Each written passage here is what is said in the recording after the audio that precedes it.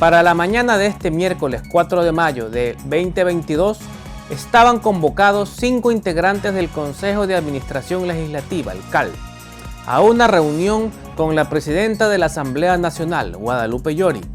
Esto como parte de la disposición de la jueza Raquel Herrera, quien planteó a la conciliación como una salida a la acción de protección presentada por Llori.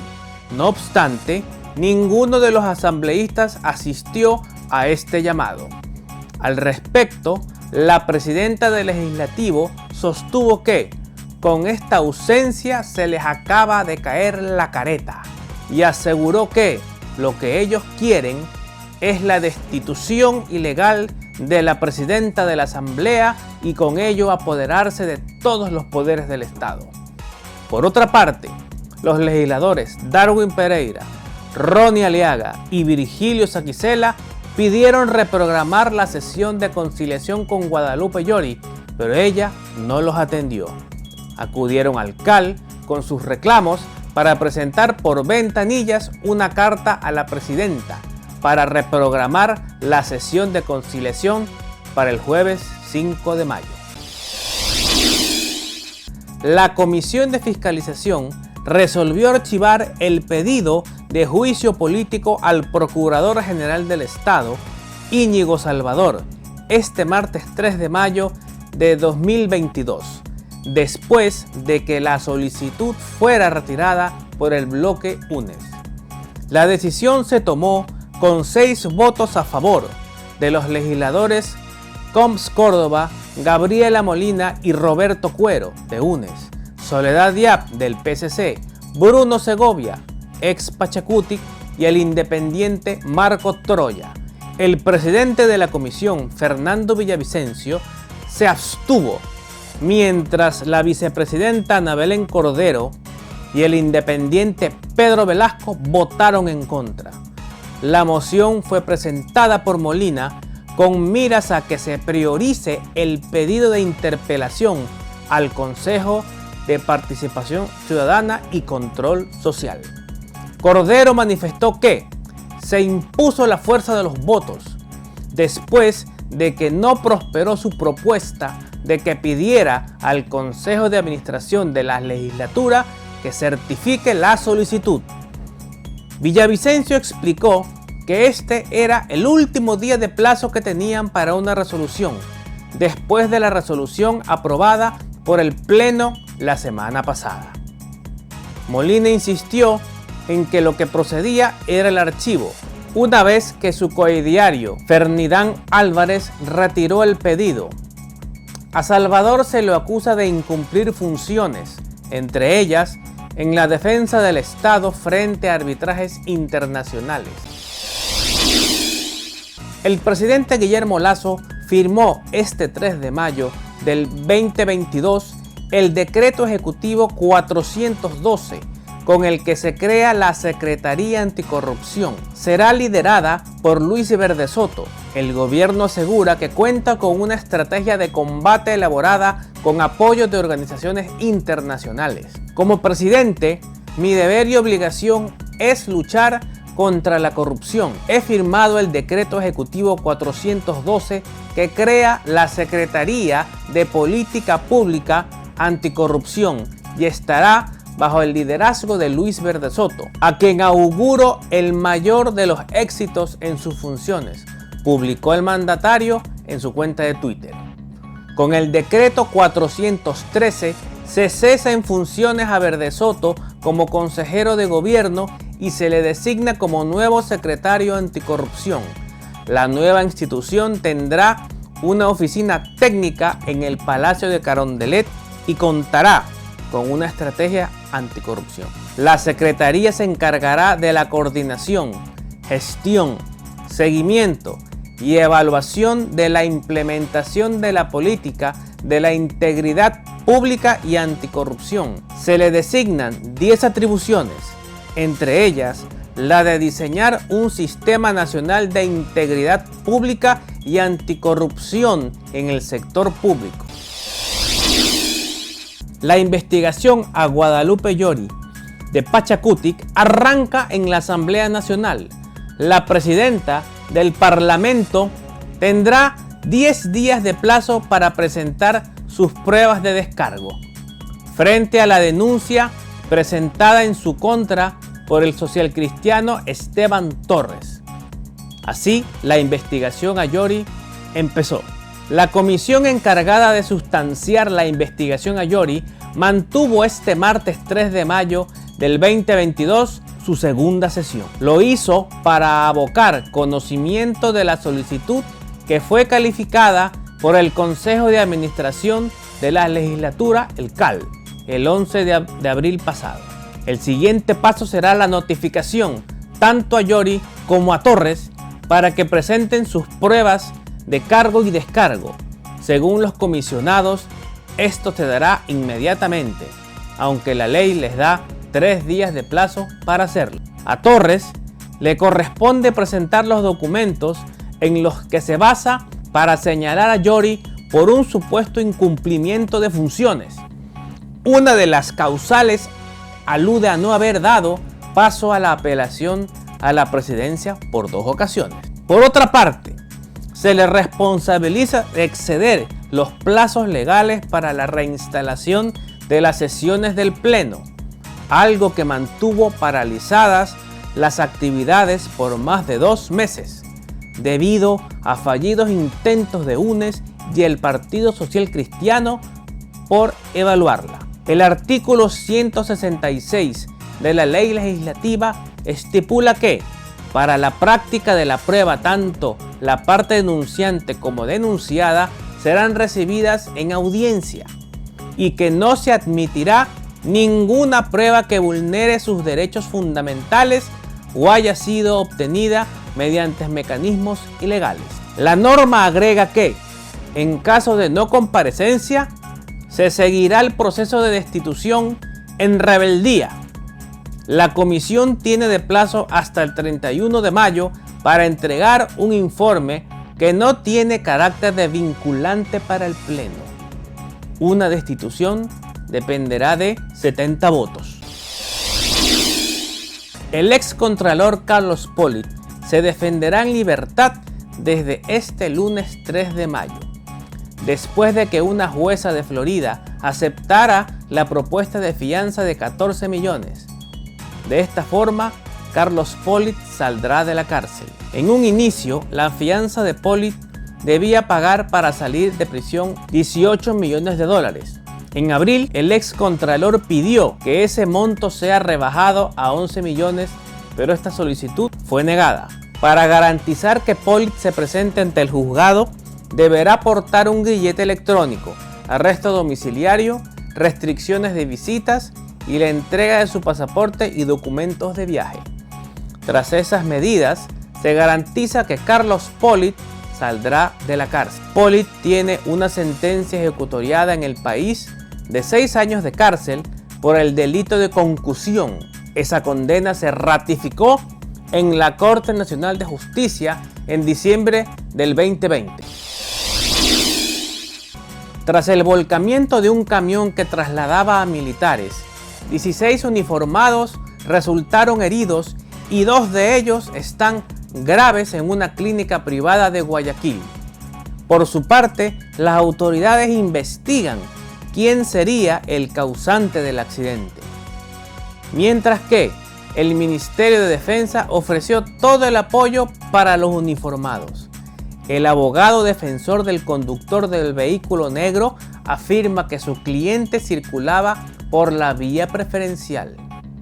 La madrugada de este domingo 1 de mayo, un conductor en aparente estado de embriaguez impactó a un camión del ejército en el centro de Guayaquil. El personal militar retornaba al cuartel luego de cumplir operaciones de apoyo a la Policía Nacional durante el estado de excepción en la parroquia Jimena, Guayaquil. Las Fuerzas Armadas, mediante un comunicado, informaron que 16 militares resultaron heridos y fueron trasladados al hospital de la Segunda División del Ejército, Hospital Naval y Clínica de Guayaquil para que reciban la atención correspondiente. Mientras que el conductor que ocasionó el siniestro se encuentra a órdenes de la autoridad competente. El accidente de tránsito se registró en la avenida Machala y calle Aguirre, centro de Guayaquil. Además, el impacto del accidente hizo que el camión se volcara, provocando que los 16 militares que iban en la parte posterior cayeran a la calzada.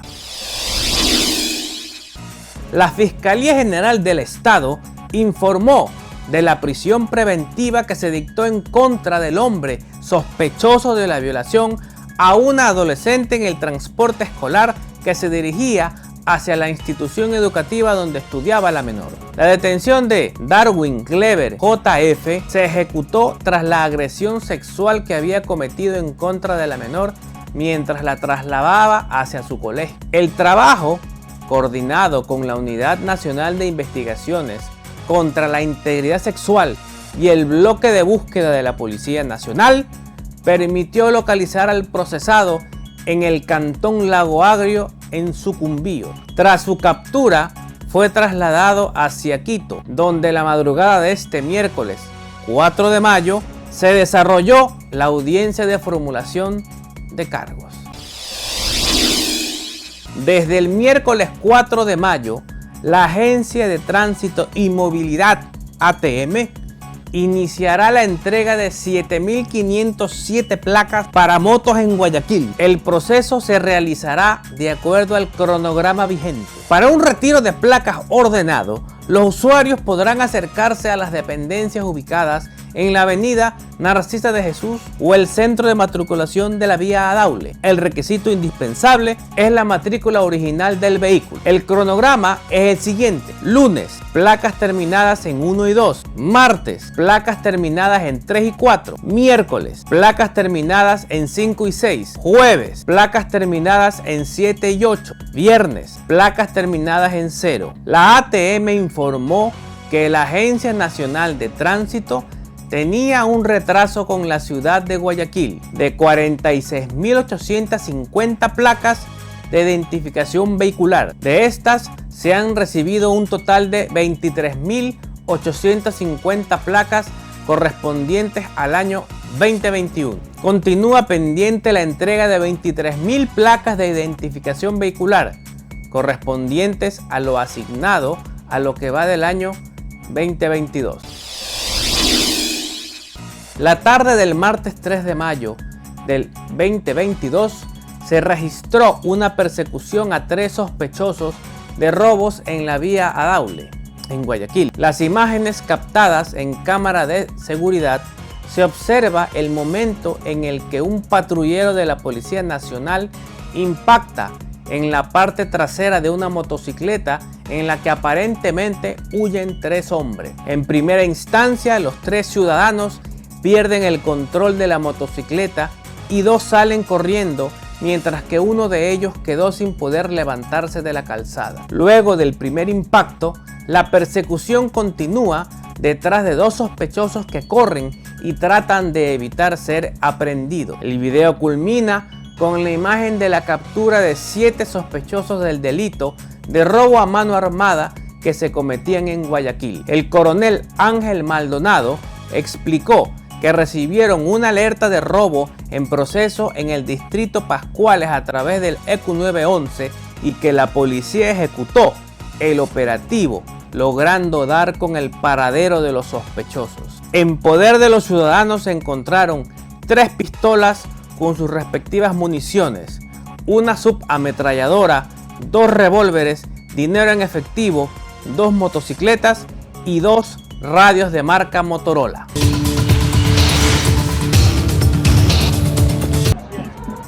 El argumento del juez conservador Samuel Alito para pedir la anulación del fallo que legalizó el aborto hace casi 50 años es que en la Constitución no hay referencias al aborto y que por lo tanto la Constitución no prohíbe a los ciudadanos de cada estado regular o prohibir el aborto. La tesis de Alito fue acogida por sus 4 colegas conservadores, incluyendo a los 3 nominados por el expresidente Donald Trump.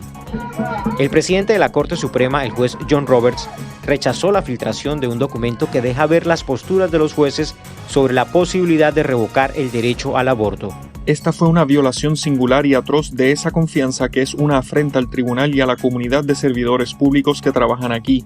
He ordenado al alguacil del tribunal que inicie una investigación sobre el origen de la filtración.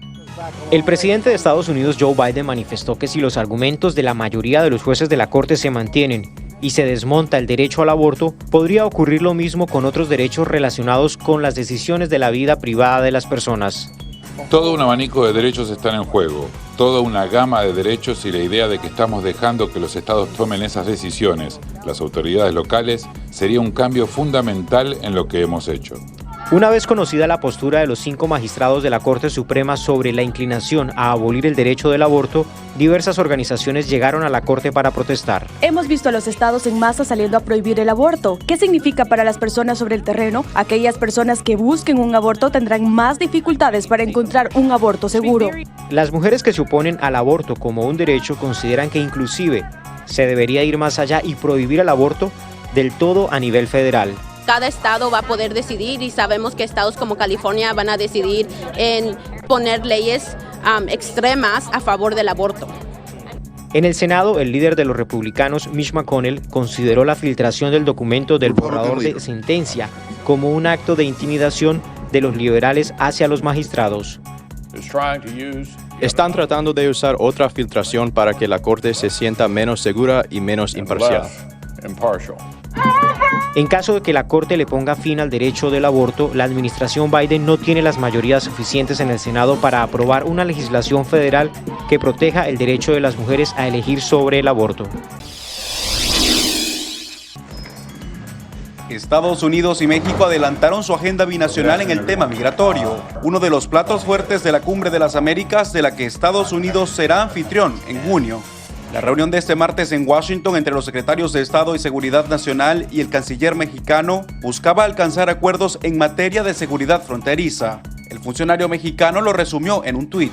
Con Alejandro Mayorkas de DHS sobre nueva infraestructura para la frontera con Nuevo México en San Jerónimo, Santa Teresa, para facilitar el transporte binacional, manejo regional del flujo migratorio y oportunidades inmediatas de trabajo y oportunidades en Centroamérica. La conversación binacional ocurre mientras los dos países advierten sobre un posible repunte de migrantes tratando de llegar a Estados Unidos en los próximos meses, al tiempo que la administración Biden promueve una respuesta regional a la crisis migratoria. El secretario de Estado Anthony Blinken delineó la agenda. Acerca de cómo podemos trabajar juntos para apoyar a las comunidades que albergan grandes poblaciones de migrantes, creando vías legales para la migración, mejorando la seguridad fronteriza, combatiendo las organizaciones criminales transnacionales y abordando, como hablábamos antes, las causas fundamentales han conducido a mucha gente a dejar sus hogares. Entre las acciones regionales está la imposición de restricciones de visa y el establecimiento de programas receptores de migrantes en países centroamericanos. Se espera que durante la Cumbre de las Américas los países firmen una declaración migratoria. El primer grupo de 150 evacuados de la planta siderúrgica Azovstal de Mariupol pudo finalmente escapar del horror de una incesante campaña de bombardeos rusos hasta alcanzar una seguridad relativa en el territorio controlado por Ucrania. Esto después de semanas de intentos fallidos. La negociación entre Rusia y Ucrania sigue estancada, dijo a la VOA el jefe negociador ucraniano Mikhailo Podolyak, y una escalada de los ataques es inminente. Creemos que el 9 de mayo es posible ver algún tipo de escalada, por ejemplo, intensificar las operaciones militares en el este de Ucrania, intensificar los bombardeos de nuestras ciudades, pueden lanzar más bombas en el este de Ucrania y al mismo tiempo bombardear nuestro territorio con misiles de crucero. Según la inteligencia estadounidense, Moscú se está preparando para anexar vastas franjas nuevas de territorio ucraniano en los próximos días. Sin embargo, las tropas rusas están haciendo avances anémicos en su intento de apoderarse de la región oriental del Donbass, dijo el Pentágono. Entre tanto, crece el apoyo occidental a Kiev. El presidente estadounidense Joe Biden, durante una visita a una planta que fabrica misiles Javelin en Estados Unidos, reiteró su pedido al Congreso de más financiamiento para Ucrania. Ese dinero es una inversión directa en la defensa de la libertad y de la propia democracia, porque si no le hacen frente a los dictadores, la historia nos ha demostrado que siguen viniendo, o el apetito por el poder sigue creciendo.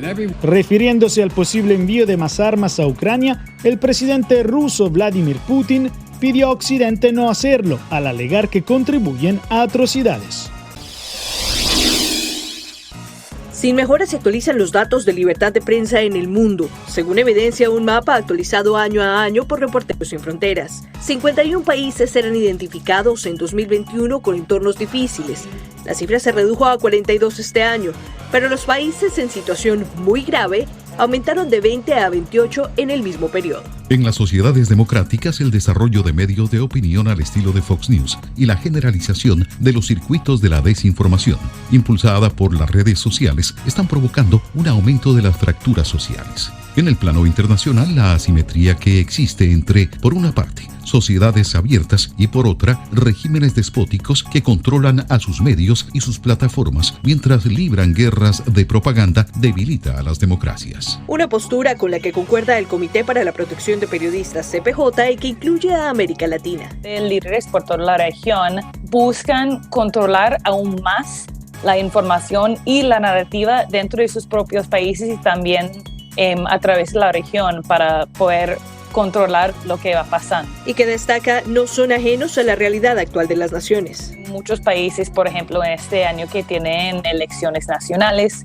que vemos un ambiente de polarización muy fuerte en muchos de esos países, como Colombia, como Brasil, también una crisis bastante fuerte político en Haití, y la violencia sigue siendo un arma muy fuerte contra la prensa en países como México. En el mundo, según datos de la UNESCO, 884 periodistas perdieron la vida en función de su trabajo entre 2012 y 2021, y la impunidad sigue siendo un problema latente ante estos hechos de violencia, pues se estima que al menos el 87% de los casos no han sido resueltos. La periodista de investigación Anabel Hernández ha resistido ataques y amenazas a su vida por hacer su trabajo como periodista, indagando en temas de corrupción.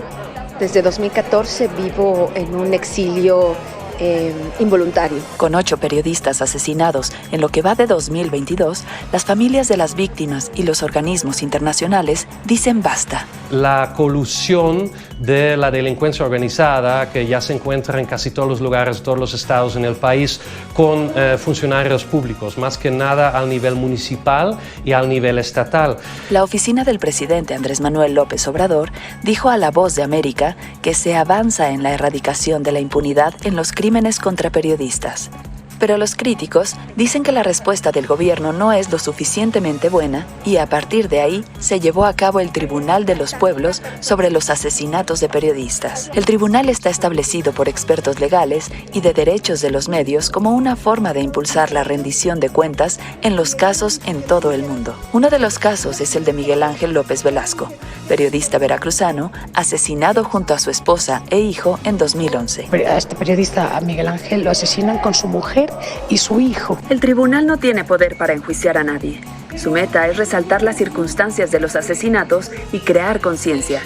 La esperanza es que al mantener vivos estos casos, los tribunales de justicia puedan comenzar a construir un entorno en el que los periodistas puedan sentirse un poco más seguros haciendo su trabajo.